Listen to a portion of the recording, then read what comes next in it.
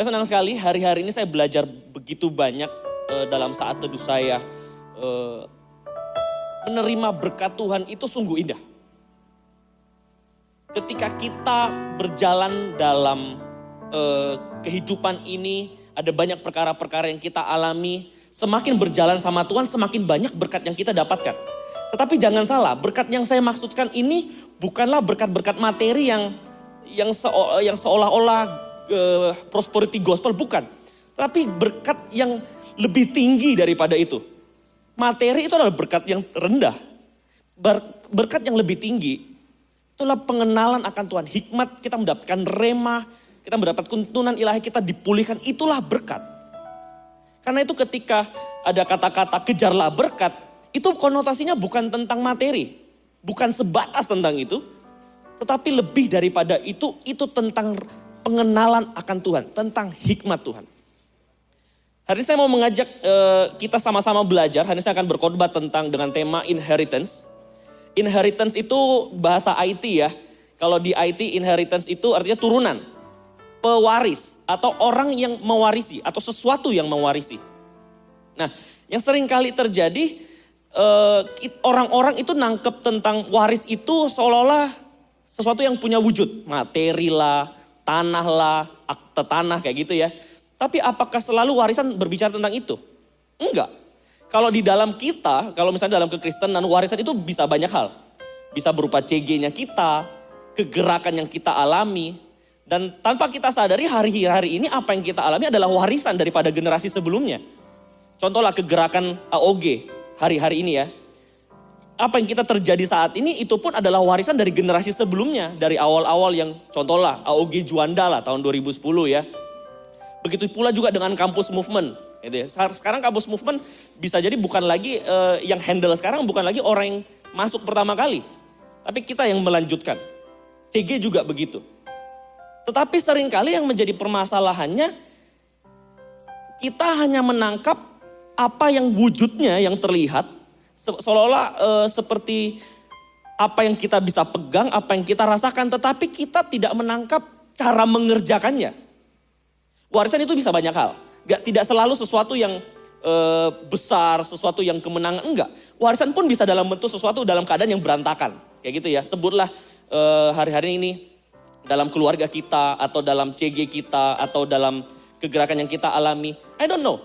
Atau mungkin kita berada di dalam satu kampus yang kegerakannya tidak berapi-api.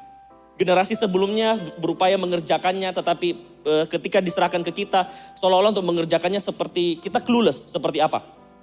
Karena itu banyak orang yang hanya melihat tentang keadaan yang saat ini, tetapi tidak menangkap hati Tuhan, bagaimana cara mengerjakan apa yang telah diwariskan ke kita ini. Jangankan kampus movement, sebutlah kehidupan kita sehari-hari, kayak gitu ya.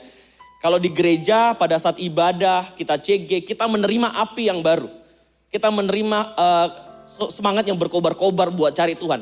Tetapi pernah nggak kita ngerasa seolah-olah api itu hanya bertahan 2-3 minggu. Kayak gitu ya. Kita mewarisi api yang didapat dari CG, berkobar-kobar di dalam diri kita, semangat pengen pelayanan. Tetapi beberapa waktu kemudian kita ngerasa kayak, kenapa kempes lagi ya? Seolah-olah kayak, kenapa aku bisa berapi-api sekarang enggak ya? Karena kita cuma terima apinya, tetapi kita tidak berusaha menangkap bagaimana cara mengapi-apikan dirinya. You know what I mean? Kita hanya menerima, tetapi kita tidak berusaha nangkep gimana sih supaya ketika apiku mulai kempes, aku tahu bagaimana cara supaya apinya ini bisa berkobar lagi. Ya, api pasti selalu datangnya dari Tuhan. Tetapi bagaimana cara pandang kita supaya kita punya hati yang siap buat terima api dari Tuhan itu. Hari ini kita sama-sama belajar di perjanjian lama, ada satu kisah yang luar biasa. Di mana orang ini mewarisi tidak cuma tentang janji Tuhan dalam kehidupannya, tetapi juga bagaimana cara pandangnya. Oh ya, setiap warisan mau dalam keadaan yang ideal, mau dalam keadaan berapi-api, kemenangan atau dalam berantakan, itu selalu mengandung janji. Kalau misalnya kita terima mungkin keadaan kita hari ini tidak dalam keadaan yang ideal, dalam keadaan yang gak cocok dengan kita, rasanya menyesakan, percayalah sekalipun itu mungkin adalah hasil dari generasi kita sebelumnya, generasi sebelumnya yang kita terima. Percayalah ada janji yang besar di depan di mana kita akan mengalami pemulihan, kita akan mengalami kemenangan. Katakan amin. Begitu pula juga apabila warisan kita terima adalah berupa kemenangan. Kita menerima janji untuk mengalami kemenangan yang lebih besar lagi. Nah, hari ini saya pengen ngajak setiap kita, ayo kita tidak cuma menjadi orang yang selalu nerima ikan, tetapi kita belajar menjadi orang yang punya pancing. Sehingga ketika kita sudah kehabisan ikan, kita punya pancing buat nangkep ikan. Seperti yang tadi saya katakan, di perjanjian lama ada sesuatu orang yang dia nangkep bener apa yang menjadi warisannya. Dia tahu janji Tuhan dan dia juga nangkep cara pandangnya bagaimana menghadapi, mengerjakan warisan yang dia miliki. Kita buka sama-sama di Yosua 14 ayat yang ke-6. Yosua 14 ayat yang ke-6. Kaleb mendapatkan Hebron. Saya bacakan ya. Bani Yehuda datang menghadap Yosua di Gilgal. Pada waktu itu berkatalah Kaleb bin Jefune, orang Kenas itu, kepadanya, engkau tahu firman yang diucapkan Tuhan kepada Musa, abdi Allah itu, tentang aku dan tentang engkau di Kades Barnea. Cukup sampai di sana, kita bahas dari ayat yang pertama terlebih dahulu. Jadi ayat ini kisahnya dimulai ketika bangsa Israel sudah memasuki wilayah Kanaan. Dan ini ceritanya bagi-bagi harta warisan gitu ke setiap suku-sukunya. Ada suku yang mendapatkan wilayah ini, ada suku yang mendapatkan wilayah itu. Nah, kali ini giliran suku Yehuda diwakili sama Kaleb datang ke Yosua. Di sini Kaleb mengatakan, engkau tahu firman yang diucapkan Tuhan kepada Musa, abdi Allah itu, tentang aku dan tentang engkau di Kades Barnea. Ketika kita ingat kata Kaleb, seringkali orang ini dipasangkan dengan Yosua. Seolah-olah ketika kita ngomong Yosua pasti ada Kaleb di sebelahnya. Ketika kita ngomong Kaleb ada Yosua di sebelahnya. Nah, kali ini kita akan bahas dari sisi Kalebnya. Seorang Kaleb ini kenapa disebut-sebut dan dipasangkan dengan Yosua? Karena mereka berdua ini punya hati yang sama tentang tanah perjanjian itu. Ketika kalau diceritakan sebelumnya ketika mereka mengintai bersama-sama, ketika pulang, mereka melihat tanah ini penuh dengan susu dan madunya, penuh dengan kesuburannya. Mereka membawa hasilnya. Di saat yang lain ngomong-ngomong tentang, wah kita akan mati, kita seperti belalang. Tetapi Yosua dan Kaleb ini melihat tanah perjanjian ini adalah sesuatu yang besar dan sangat meyakini bahwa Tuhan akan menyerahkan itu buat mereka. Nah, yang menjadi pertanyaannya di sini kata Kaleb, dia menyebut Musa dengan sebutan abdi Allah itu. Kok seolah-olah ada jarak ya antara Kaleb dengan Musa. Berbeda dengan Yosua. Kalau Yosua manggil Musa, Yosua manggilnya tuanku Musa. Seolah-olah ada jarak antara Kaleb dengan Musa dan Kaleb tidak punya kedekatan seperti Yosua dengan Musa. Kalau Yosua sama Musa kan memang dekat ya. Yosua adalah abdinya dan ketika Yosua manggil Musa, Yosua manggilnya tuanku. Kaleb ini hanya salah satu pemimpin dari banyaknya pemimpin di bangsa Israel saat itu. Cuman yang menjadi pertanyaannya, bagaimana bisa seorang Kaleb yang hanya salah satu pemimpin dari bangsa Israel itu bisa punya hati yang sama seperti Yosua yang punya kedekatan sama Musa? Pernah bayangkan enggak? Ini mengherankan. Mengapa bisa seorang Kaleb yang cuma salah satu pemimpin dari bagian itu punya hati yang sama dengan cara pandang sekuat Yosua, sekuat Musa melihat tanah perjanjian. Kaleb di sini dikatakan Kaleb di sini bukan sebagai orang yang kayak pura-pura percaya diri atau berusaha lip service dengan Musa, bukan. Tetapi memang hatinya itu melihat tanah warisan, tanah perjanjian itu dengan sungguh-sungguh. Makanya firman Tuhan ngomong, tetapi berbeda dengan hambaku Kaleb sebab lain jiwanya. Firman Tuhan katakan, bukan sakit jiwanya, lain jiwanya pada Kaleb. Pertanyaannya kenapa bisa? Kalau misalnya kita tahu ya kisah Yosua dengan Musa. Musa waktu itu disuruh Tuhan buat bawa bersama Yosua ke kemah pertemuan. Dan setelah Yosua dan Musa di sana, maka pergilah Musa dan tinggal Yosua seorang diri di kemah pertemuan. Pertanyaannya Kaleb di mana saat itu?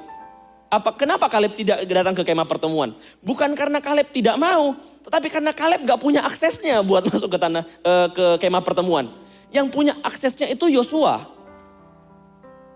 Lantas kenapa Kaleb bisa menerima cara pandang yang sama?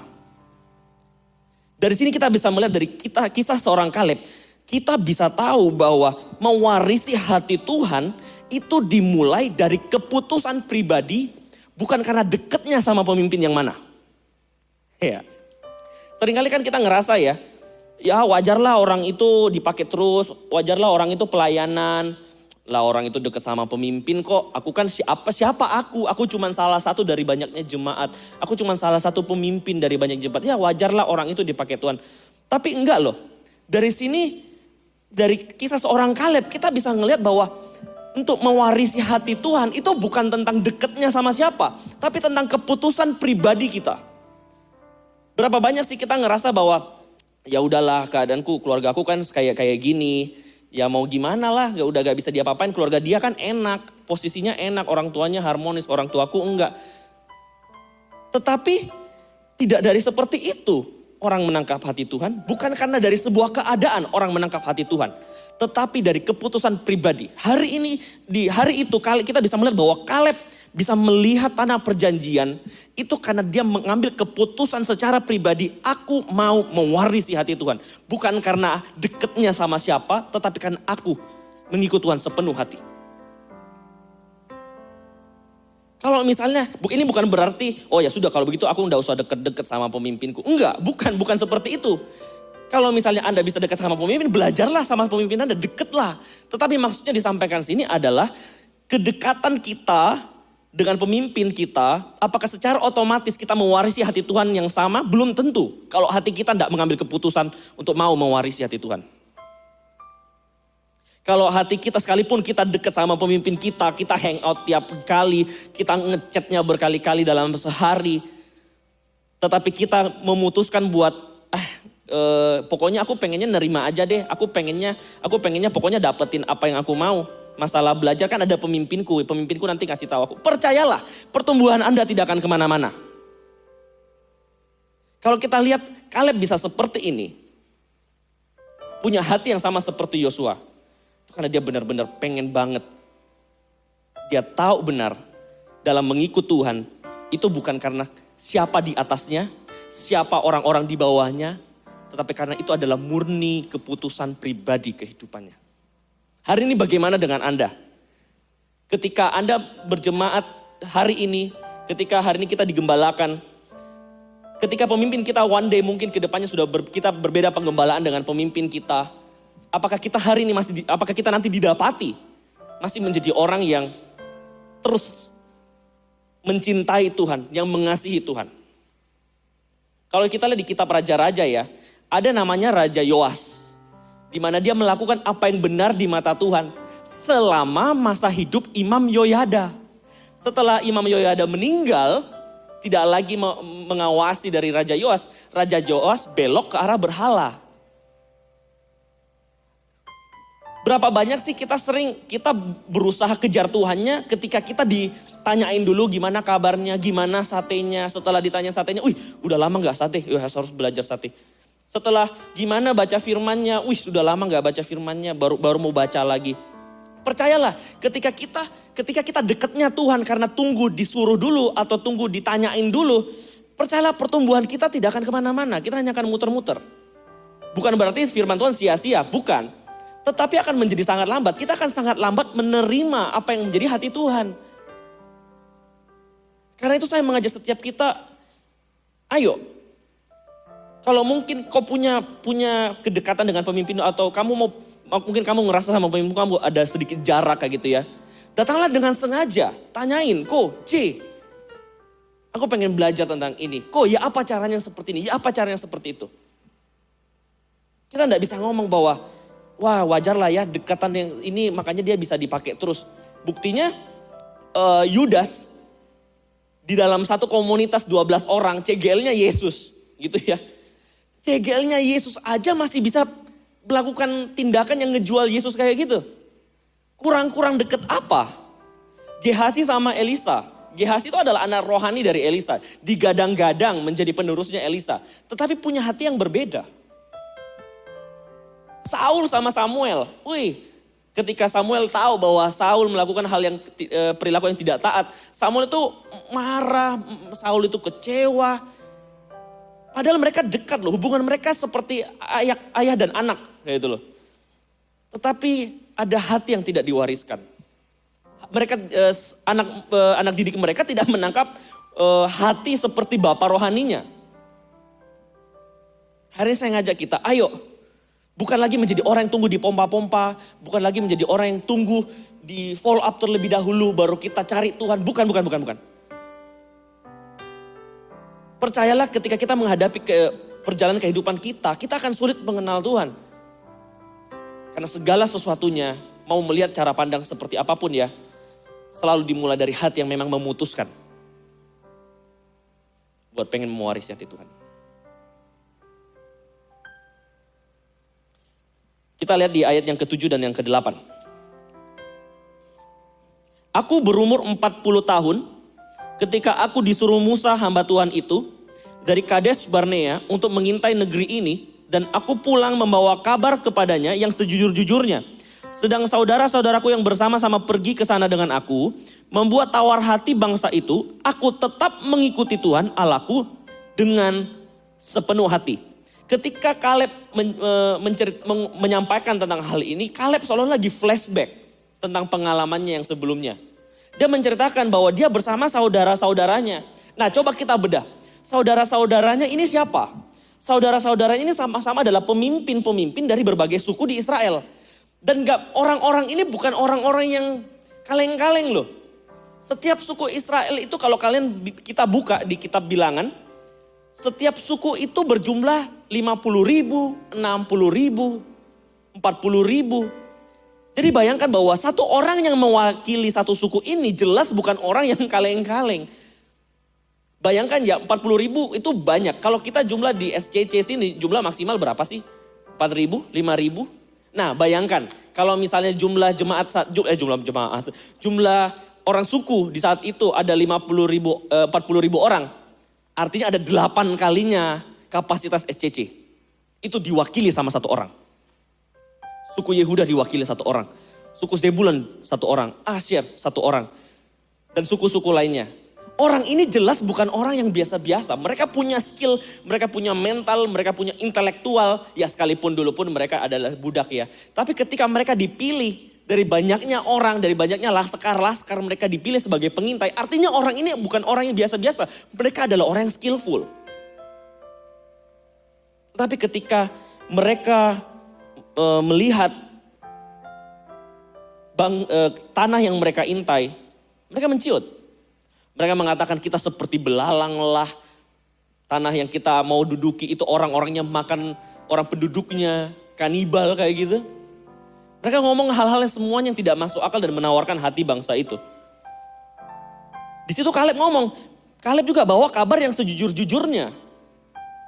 Kaleb pun mengatakan, ketika Kaleb mengatakan bahwa dia membawa kabar yang sejujur-jujurnya. Artinya Kaleb pun mengakui bahwa memang bangsa itu orangnya besar-besar. Tetapi kan sekali lagi yang menjadi keheranan adalah kenapa sih Kaleb bisa melihat dengan percaya dirinya, dengan optimisnya bahwa bangsa Israel akan disertai Tuhan dan akan menaklukkan tanah Kanaan. Ketika dia ngomong,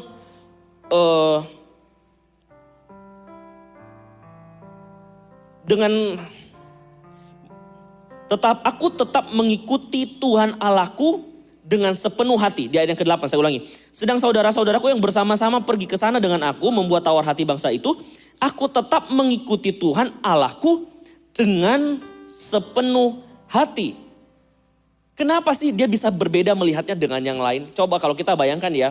Bangsa Israel itu kurang apa ngalami Tuhan? Kurang ditolong apa sama Tuhan? Tahukah bahwa pengintai-pengintai ini pun juga melihat hal yang sama bukan? Mereka dari bangsa yang sama. Ketika mereka keluar dari Mesir, mereka ngelihat laut merah terbelah. Ketika mereka berjalan di padang gurun, mereka lihat tiang awan dan tiang api menyertai mereka. Lantas kenapa mereka seolah-olah kayak gak menganggap itu ada? Padahal itu sesuatu yang supranatural loh. Berbeda dengan kalau kita lihat di kisah lain ya, kalau kisah lain misalnya di kisahnya Yusuf. Yusuf itu ketika dia ditolong Tuhan di firman Tuhan katakan Tuhan menyertai Yusuf kayak gitu ya.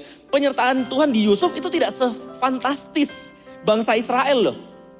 Kalau penyertaannya Tuhan di bangsa Israel ketika keluar dari Mesir itu luar biasa sekali. Bayangkan mereka haus, batu diperintahkan keluar air. Mereka dipelihara Tuhan dapat roti dari surga, mana setiap hari. Ketika mereka minta daging kayak gitu ya, Tuhan kasih burung puyuh. Saya bayangkannya ketika lagi dalam masa bingungan gitu ya, mereka minta daging. Tuhan minta daging. Terus habis itu mereka melihat ada burung puyuh. Mereka tanya, "Burung apa tuh, Man?" "Burung puyuh." "Burung apa?" "Burung puyuh." Kayak gitu ya.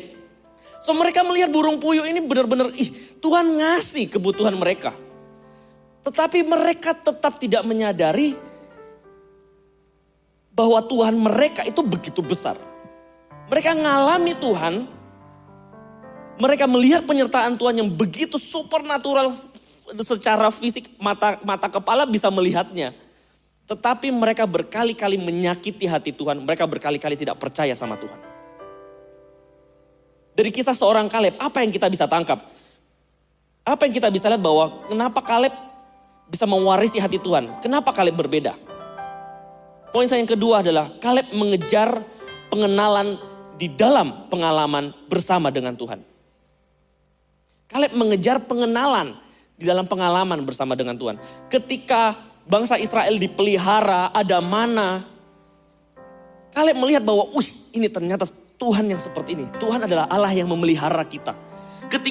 Ketika mereka keluar dari bangsa Mesir, mereka lewat laut merah, Kaleb melihat bahwa, Tuhan adalah Allah yang membela kita. Tuhan adalah Allah yang menyelamatkan kita. Itu mereka simpan. Itu Kaleb menyimpan itu di dalam hatinya dan dia semakin kenal Tuhan dalam setiap pengalaman bersama dengan Tuhan. Berapa banyak di antara kita yang sering banget ditolong sama Tuhan.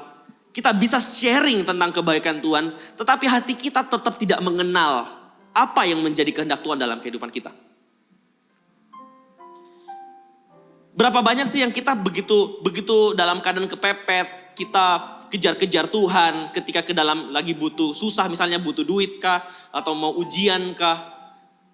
Ya biasa saat-saat ujian, saat-saat UTS itu kan musim-musim di mana hati itu tiba-tiba seolah-olah seperti rusa yang merindukan air gitu ya. Tiba-tiba pengen deket sama Tuhan aja. Ketika mau UTS, UAS, mau sidang skripsi gitu ya. Seolah-olah bagaikan rusa yang tiba-tiba haus pengen cari Tuhan kayak gitu ya. Pengennya doa terus. Kenapa? Butuh pertolongan Tuhan. Itu ya. Tetapi setelah ditolong Tuhan, setelah ngalami Tuhan, hati tetap sama seperti seolah-olah belum dapatkan pertolongan Tuhan. Masih ngerasa kayak gue bisa berjalan dengan kekuatan sendirilah, gue bisa melakukan ini itulah.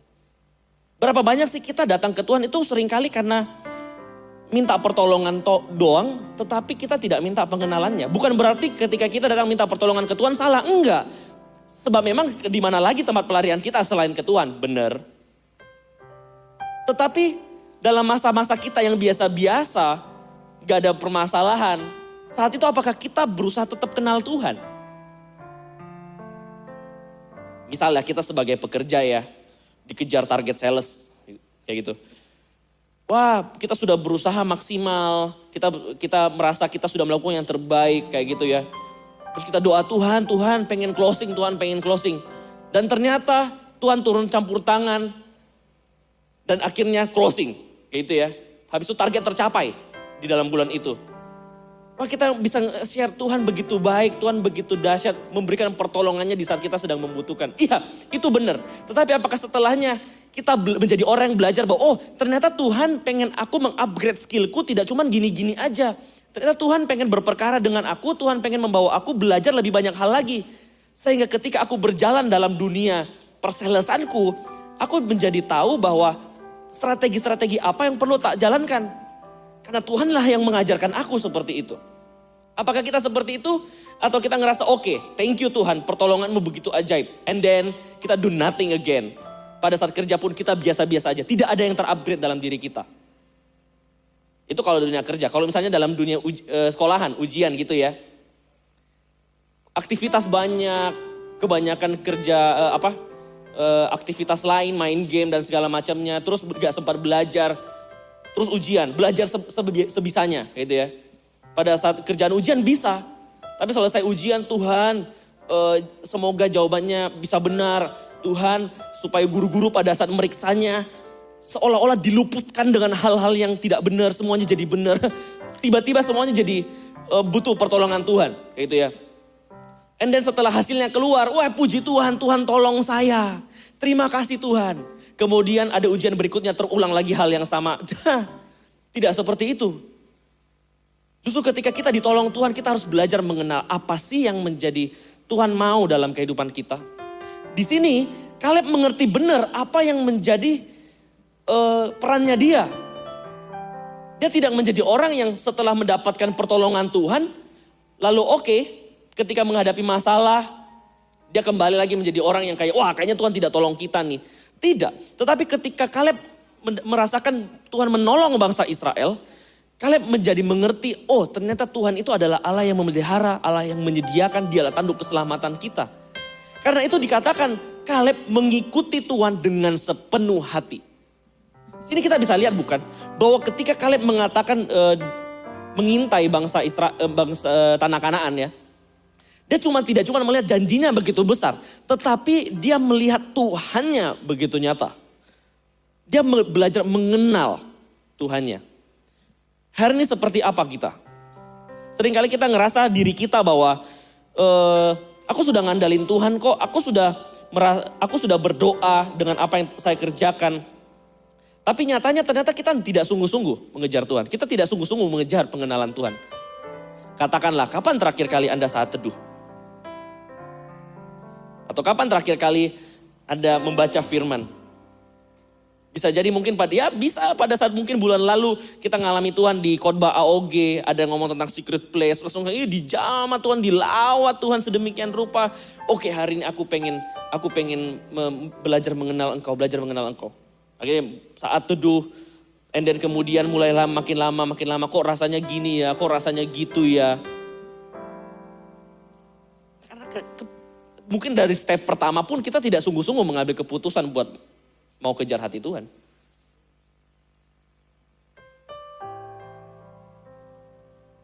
Saya ngajak kita, ayo. Kita harus menjadi orang yang mau belajar dari apa yang kita alami.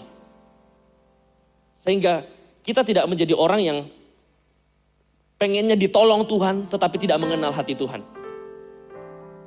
Mari kita sama-sama menjadi orang yang sekalipun di dalam kesesakan kita datang ke Tuhan, mau tidak dalam kesesakan pun kita tetap sama cari Tuhannya. Hati kita tetap berkobar-kobar, kita pengen bawa Tuhan dalam kehidupan kita. Kita mengejar pengenalan Tuhan. Yang ketiga, ayat yang selanjutnya, ayat yang ke-9. Pada waktu itu Musa bersumpah, katanya, sesungguhnya tanah yang diinjak oleh kakimu itu akan menjadi milik pusakamu dan anak-anakmu sampai selama-lamanya, sebab engkau tetap mengikuti Tuhan Allahku dengan sepenuh hati. Jadi sekarang sesungguhnya Tuhan telah memelihara hidupku seperti yang dijanjikannya. Kini sudah 45 tahun lamanya sejak diucapkan Tuhan firman itu kepada Musa. Dan selama itu orang Israel mengembara di padang gurun.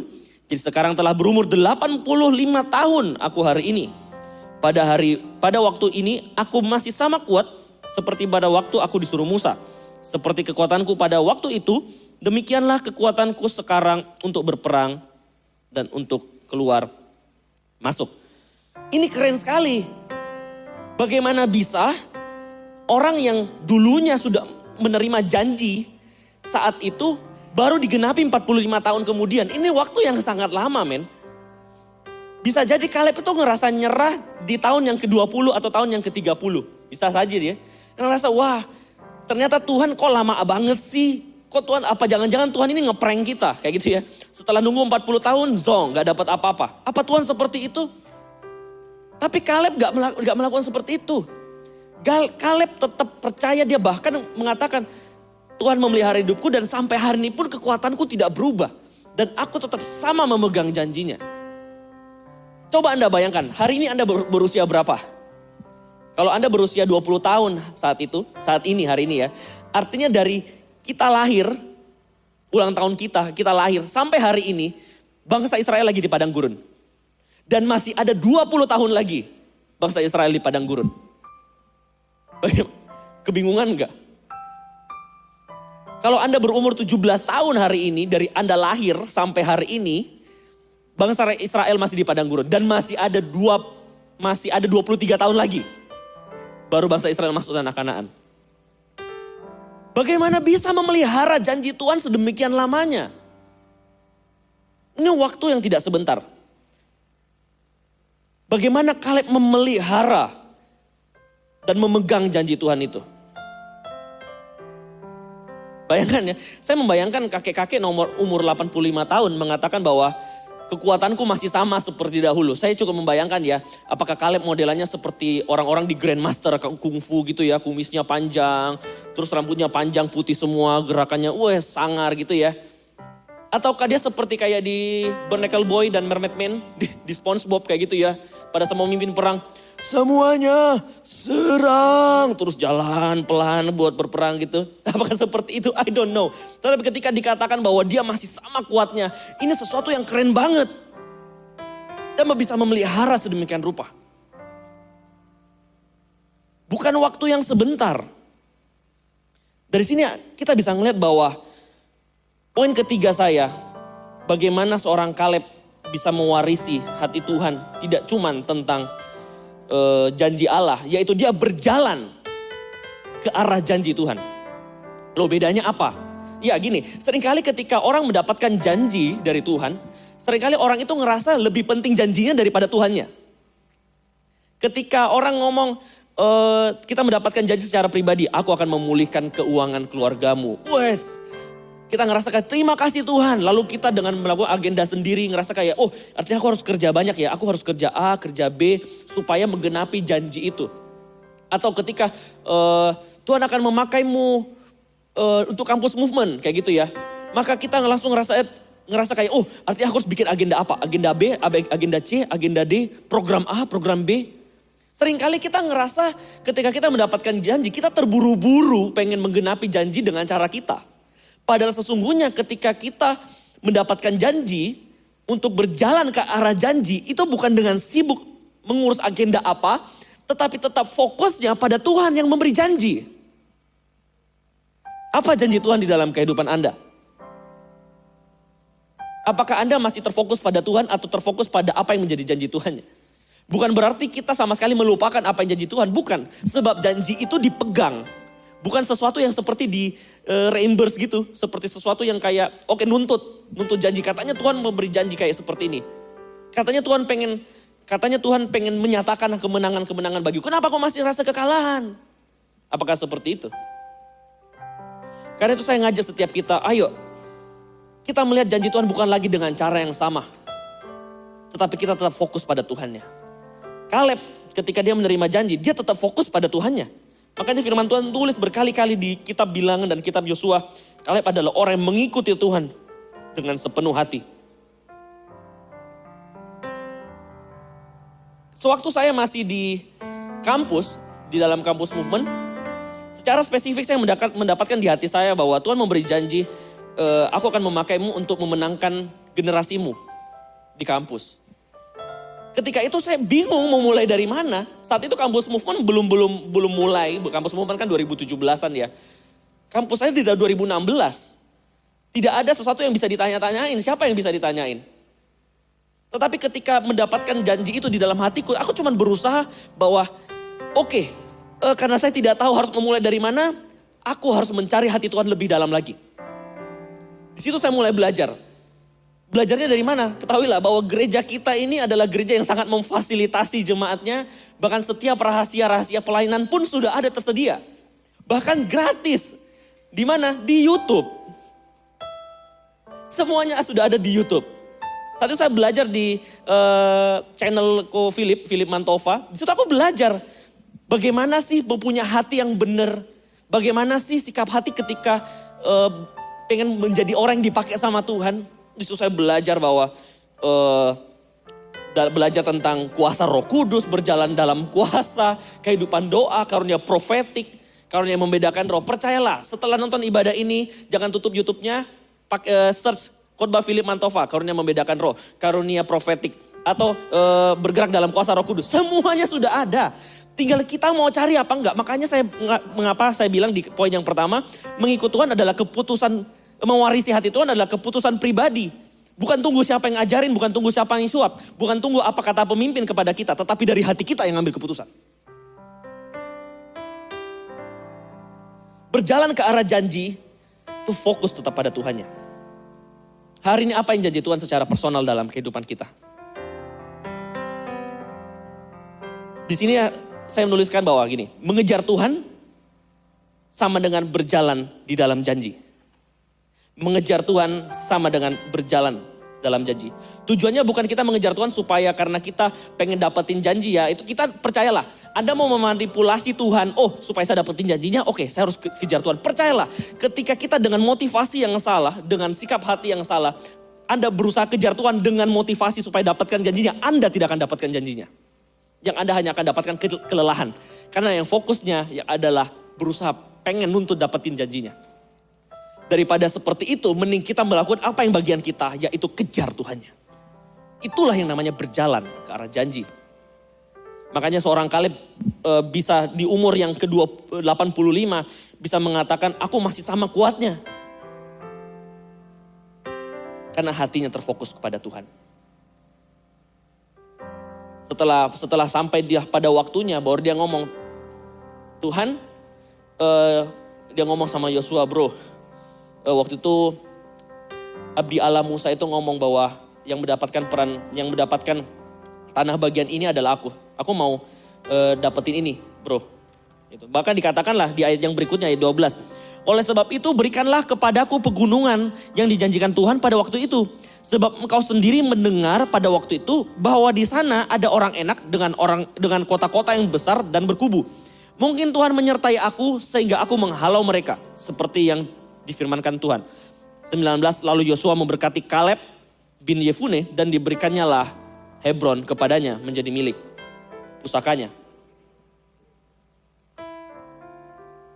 Ending-endingnya Kaleb pun melihat dengan mata kepalanya sendiri tentang apa yang jadi janji Tuhan di dalam kehidupannya.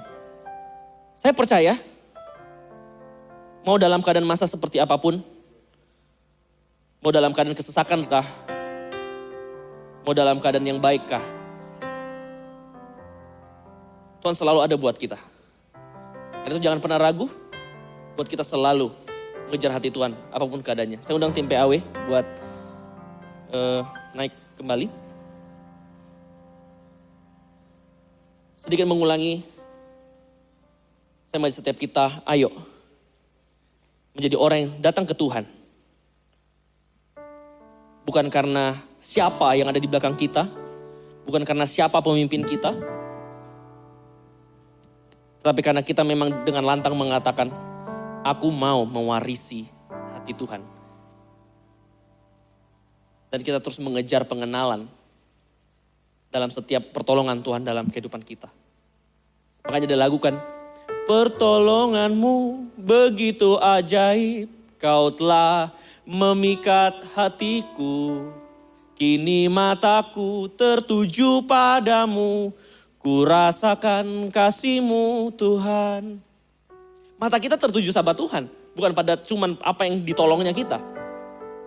Makanya kalau misalnya lagu lama lagi, ada lagunya, mataku tertuju padamu, segenap hidupku kuserahkan padamu, pimpin aku masuk rencanamu, untuk membesarkan kerajaan-Mu. Ujung-ujungnya selalu ketika mata kita tertuju pada Tuhan adalah berjalan dalam rencana Tuhan dalam kehidupan kita.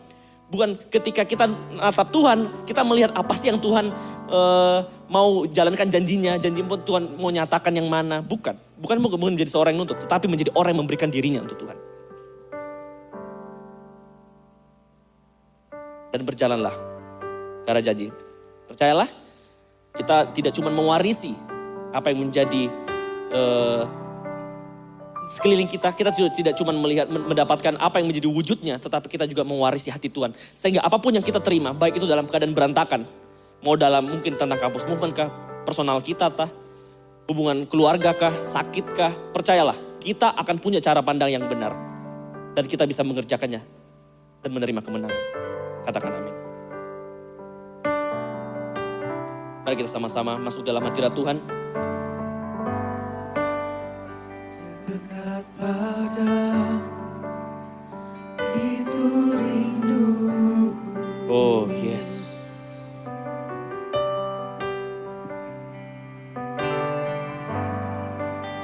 Setiap kataku kau pun menunggu.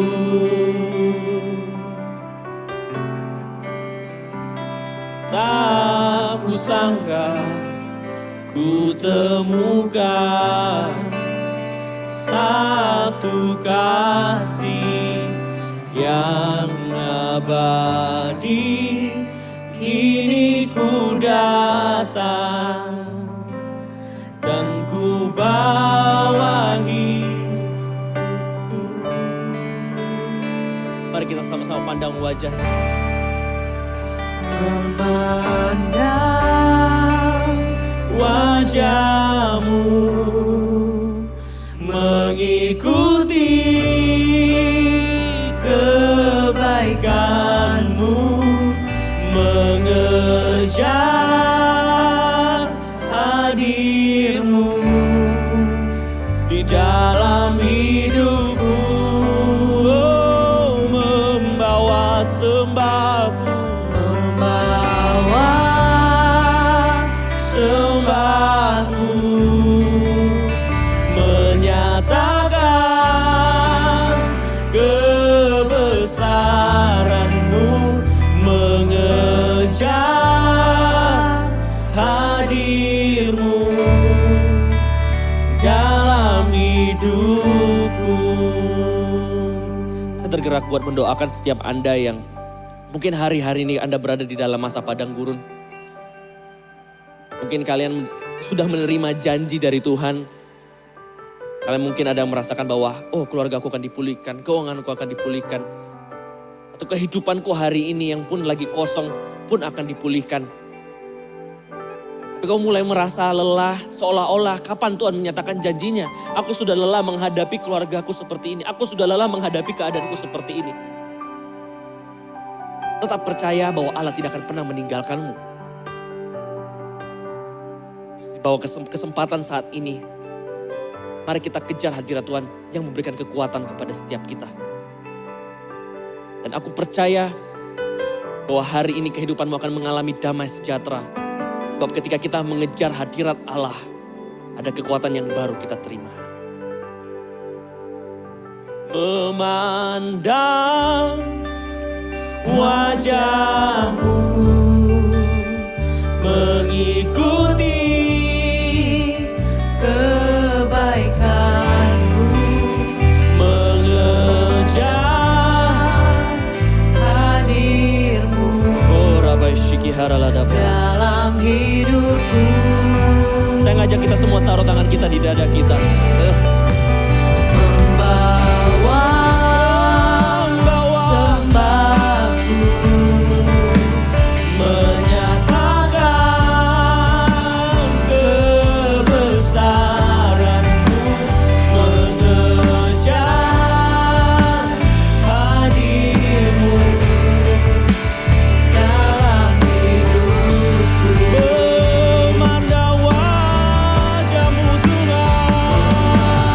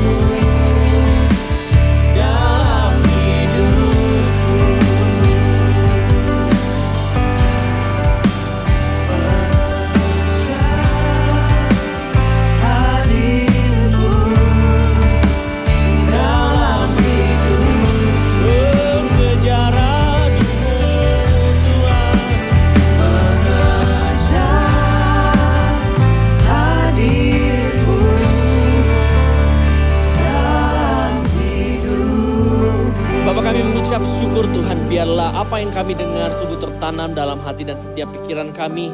Dan kami percaya ketika kami mengejar hadir-Mu, kami merasakan damai sejahtera dan kekuatan yang baru bagi kehidupan kami. Karena itu bawa kami Tuhan, kami memberikan diri kami. Ubahkan hati setiap kami. Agar kami menjadi orang yang mau sungguh-sungguh mengikuti Engkau dan mewarisi apa yang menjadi isi hati-Mu Tuhan. Dan kami mau berjalan ke arah janji-Mu. Dan kami mau selalu mengenal Engkau di setiap pengalaman kami bersama dengan Engkau. Terima kasih Tuhan. Bila setiap apa yang kami terima hari ini, api kami selalu berkobar-kobar. Dan di minggu-minggu berikutnya pun kami berdoa di dalam nama Tuhan Yesus. Ada hati yang begitu haus kami rasakan untuk mencari wajah-Mu setiap waktu. Terima kasih Tuhan. Kata setiap kami di dalam nama Tuhan Yesus yang menerima api yang baru. Katakan amin. God bless you. Ya, kita menyiapkan perjamuan kita. Siapkan hati kita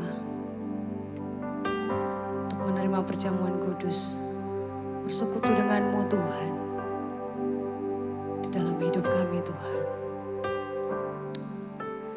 Hanya Kau Tuhan di hidupku. Kau berikan hidup yang baru. Darah-Mu menyucikan, pulihkan hatiku. Ku nyatakan Kaulah segalanya. Engkaulah sumber pengharapan. Kuasa-Mu sanggup menyembuhkan.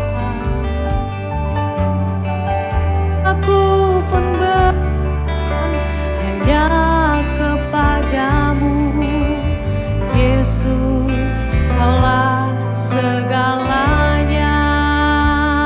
Karena salib-Mu, karena salib-Mu, ku hidup.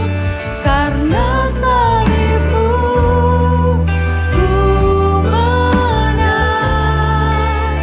Engkau yang berkuasa, sanggup untuk melakukan mujizat-Mu. Karena salib-Mu, ku hidup. Karena salib-Mu, ku menang. Engkau yang berkuasa, sanggup untuk melakukan mujizat-Mu di hidupku. Nyanyikan bersama pujian ini. Hanya Kau Tuhan di hidupku. Kau berikan hidup yang baru.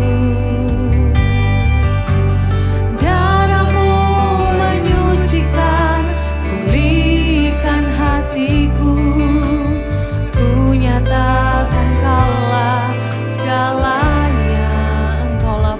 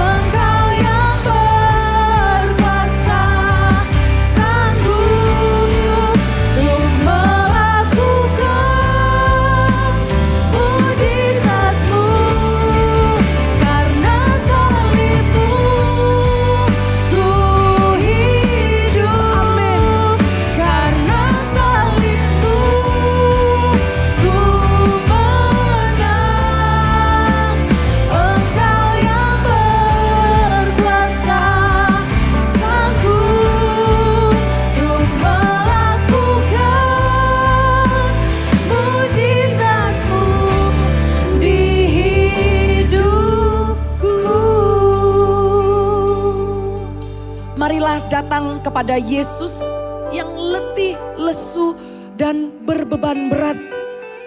Dia ada di sini, saudara. Dia terlebih dekat daripada yang kamu bayangkan. Kalau adalah dosa yang membuat kamu berbeban berat, datang, rendahkan hatimu, katakan ampuni aku Tuhan. Yesus mengasihimu. Yesus mati di atas kayu salib beribu-ribu tahun yang lalu. Kasih itu sudah tersedia bagimu.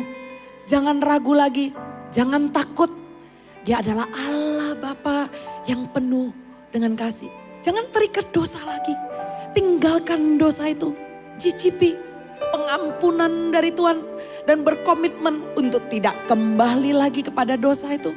Minta sama Tuhan, ampuni aku Tuhan. Orang yang meminta ampun Tuhan adalah adil dan setia. Bukan saja engkau diampuni, tapi engkau juga disucikan. Saat kita mengambil perjamuan kudus, imanmu terangkat kepada pengorbanannya di atas kayu salib. Roti yang diangkat ini adalah roti biasa, tapi melambangkan tubuh Kristus yang dikorbankan, disalibkan untuk mengampuni dosaku, untuk mengampuni dosamu. Bagi yang sudah memegang rotinya, angkat tinggi-tinggi sama-sama. Mata tertuju kepada Yesus. Dengan ucapan syukur mari kita pecahkan sama-sama. Dan kita makan di dalam nama Tuhan Yesus.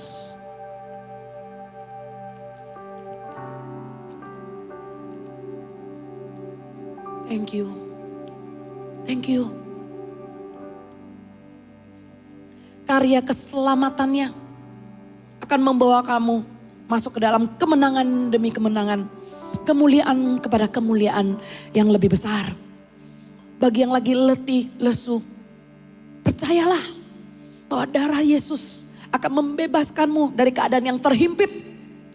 Darah Yesus akan memberikanmu mujizat. Dia masih melakukan mujizat sampai sekarang. Angkat anggur ini yang berupa darah perjanjian, darah Yesus. Angkat anggur ini sama-sama. Percayalah mujizat masih terjadi sampai sekarang. Arahkan matamu kepada Yesus. Saurandaya syakara dadadadadadadadadadada.